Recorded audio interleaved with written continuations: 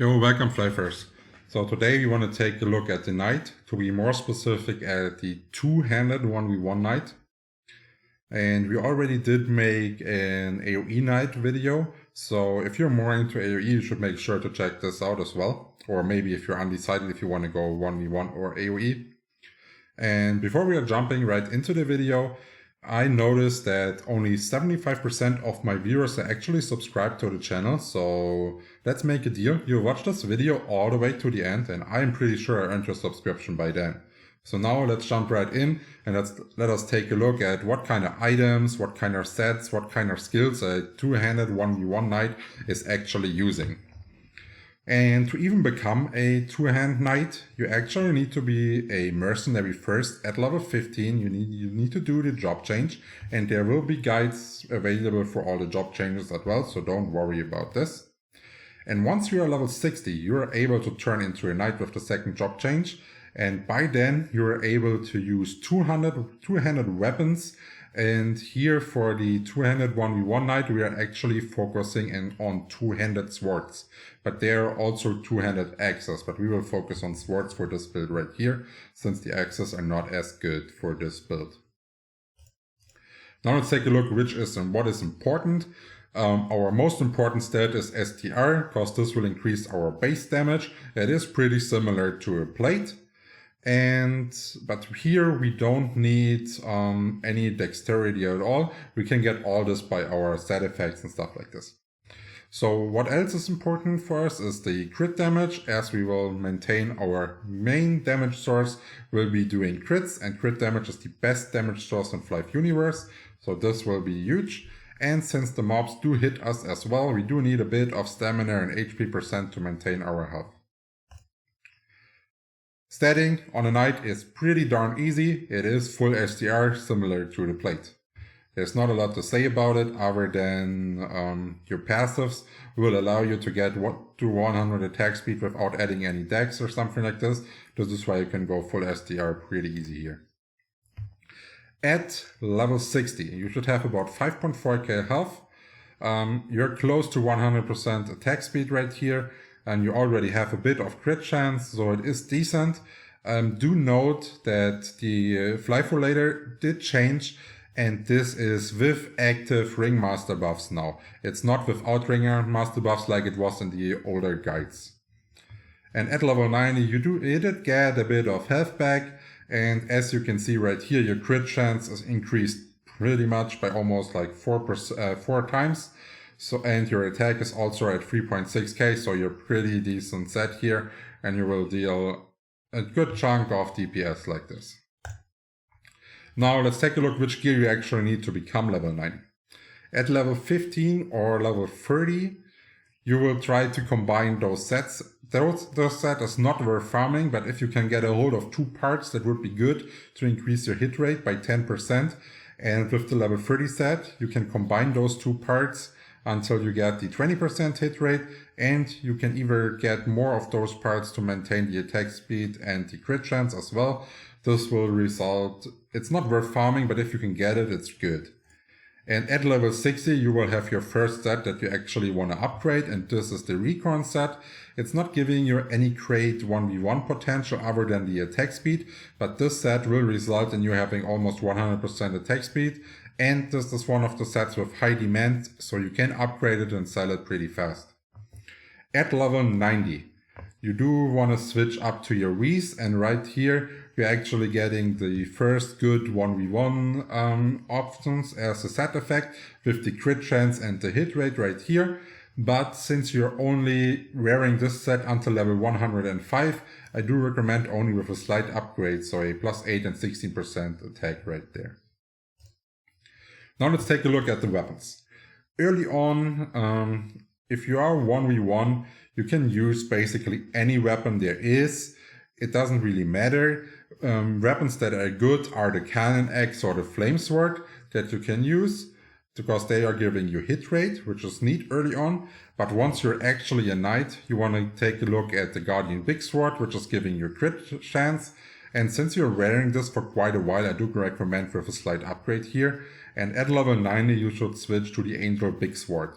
This is giving you crit chance and crit damage, so this is basically all you're looking for. And you can go with a little higher upgrade here, but since you're changing this weapon again at level 105, don't go full man mode already.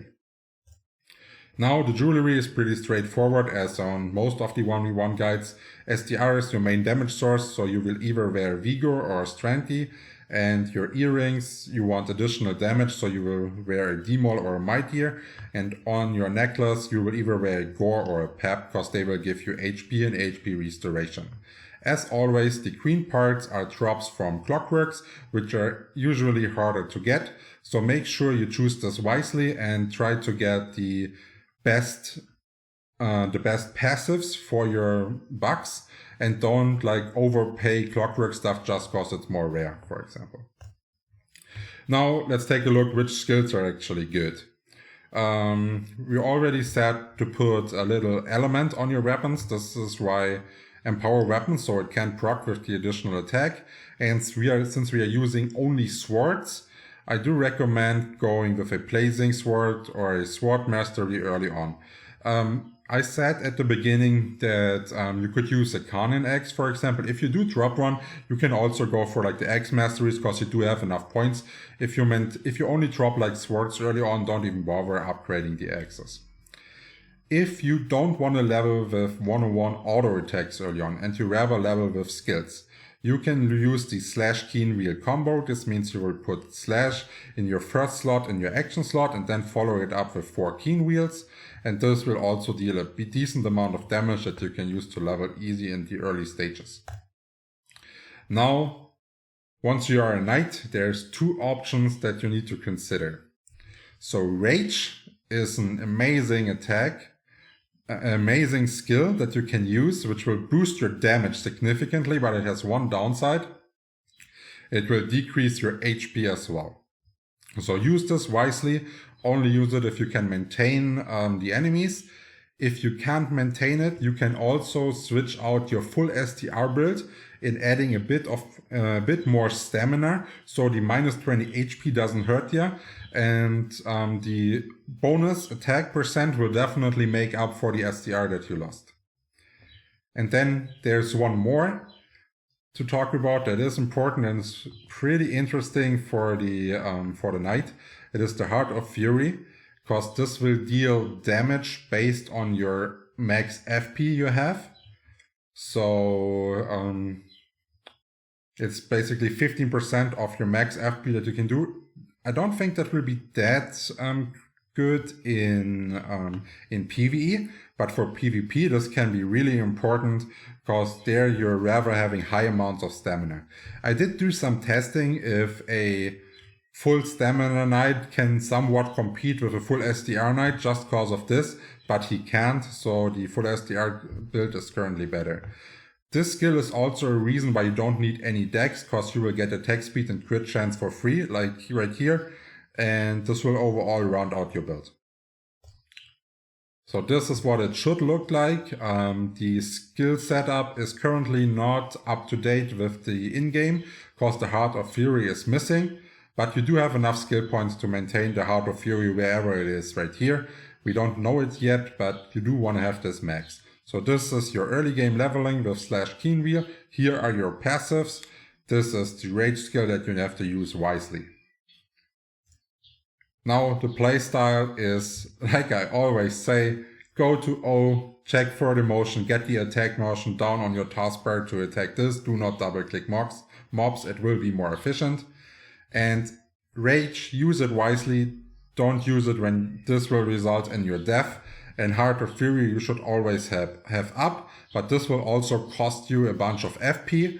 So the Vital Drink X, this is probably a class where the Vital Drinks X is not only a convenience factor, but somewhat mandatory, or at least you will be spamming FP potions like whenever they are off cooldown basically.